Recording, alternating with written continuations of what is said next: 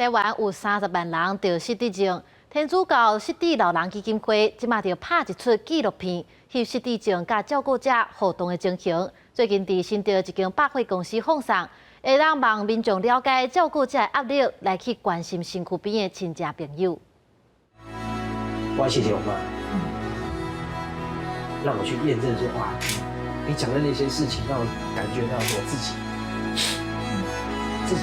做的事情是好像对的这样。今年60岁男主角离时上班，回到厝内，该担照顾失智时代的责任，虽然真辛苦，不过伊拢无咧花忝，甘愿用心陪伴。在生活上对老人家要有耐心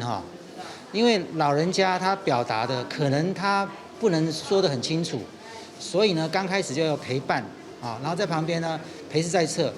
安抚他的情绪，完成以后呢，慢慢的进阶。比如说我们想要达到他进步洗澡啦，或者是在安全上呢，他可以配合你的时候，哪些动作细节，那时候在提醒老人家。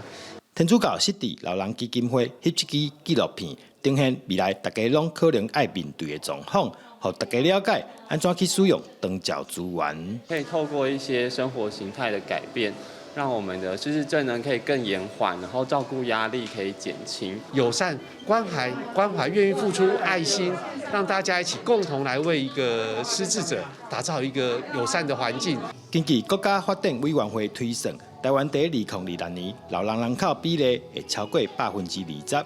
失智老人基金会这届参新德市政府合作，在百货公司放映纪录片，让民众了解照顾者的压力，关心身躯边的亲友。未来阁会找机会在全台湾宣导。